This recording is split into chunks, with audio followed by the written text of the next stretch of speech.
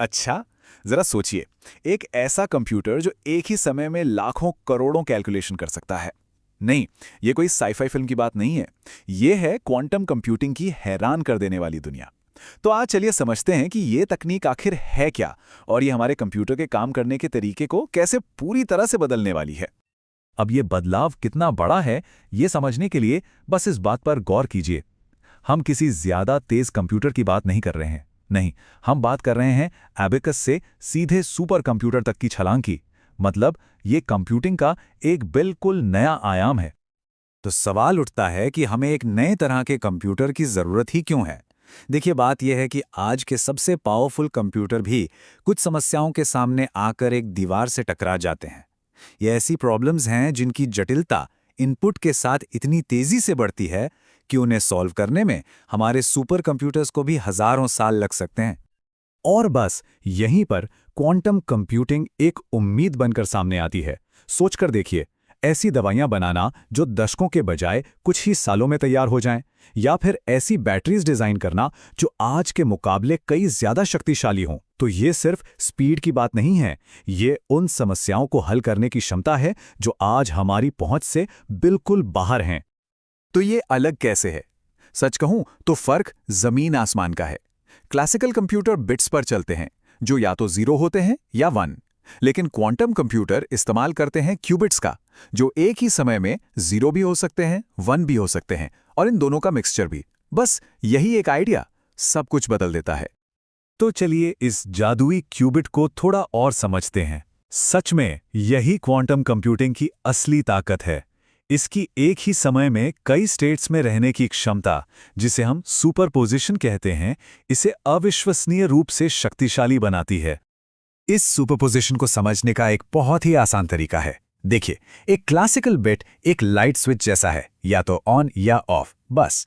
लेकिन एक क्यूबिट एक डिमर स्विच की तरह है। ये पूरी तरह ऑन भी हो सकता है, पूरी तरह ऑफ भी, या बीच की अनगिनत संभावनाओं में से कुछ भी। और इसी वजह से ये कहीं ज्यादा जानकारी स्टोर कर सकता है। अब यहाँ थोड़ा सा गणित है, लेकिन घबराने की बिल्कुल जरूरत नहीं है। इसका सार बस इतना है कि क्वांटम दुनिया संभावनाओं पर चलती है। जब तक हम क्यूबिट को देखते नहीं, वो 0 और 1 दोनों स्टेट्स में एक साथ होता है। लेकिन जैसे ही हम उसे मापते हैं, वो किसी एक विकल्प को चुन लेता है, या तो 0 या 1।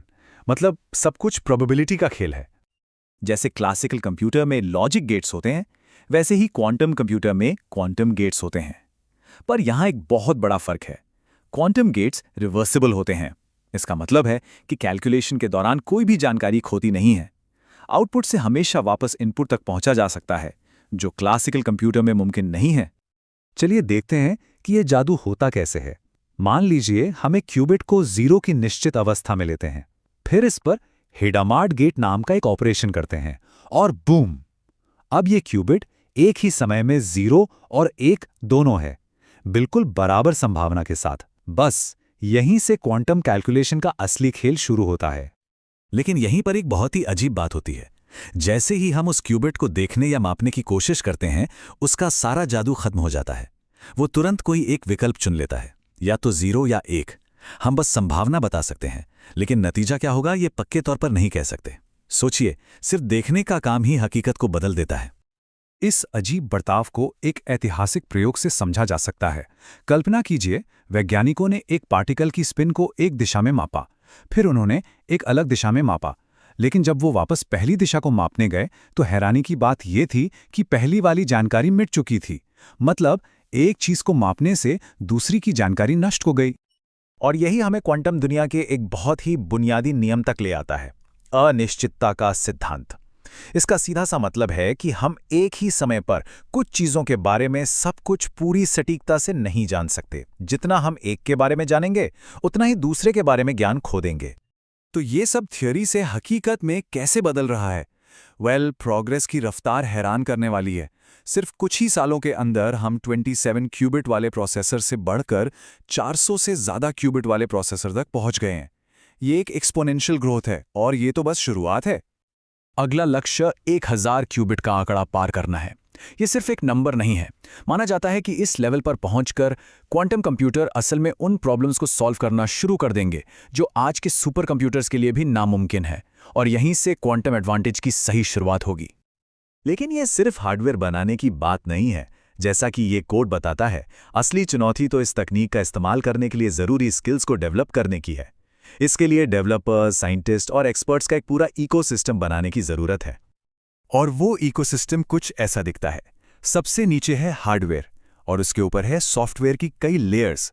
इसका मतलब है कि इस क्रांति में योगदान देने के कई तरीके हैं, चाहे हार्डवेयर को कंट्रोल करने वाला कोड लिखने में या फिर उन एल्गोरिदम्स को बनाने में जो असल दुनिया की समस्याओं को हल करेंगे। और एक बहुत ज़रूरी बात यह है कि क्वांटम कंप्यूटर हमारे आज के कंप्यूटरों की जगह नहीं लेंगे। भविष्य हाइब्रिड होगा। क्वांटम, क्लासिकल और एआई सिस्टम सभी क्लाउड के जरिए एक साथ मिलकर काम करेंगे और हर कोई वो काम करेगा जिसमें वो सबसे बेहतर है। तो हम इस पूरी बात को एक सवाल के साथ खत्म करते हैं। एबिकस से सुपर कंप्यूटर तक के सफर ने हमारी दुनिया को पूरी तरह बदल दिया। अगर क्वांटम कंप्यूटिंग वाकई अगली बड़ी छलांग है, तो जरा सोचिए, हम भविष्य में ऐसी कौन सी समस्याएं हल करेंगे जिनके बारे में आज हम कल्पना भी नहीं कर सकते।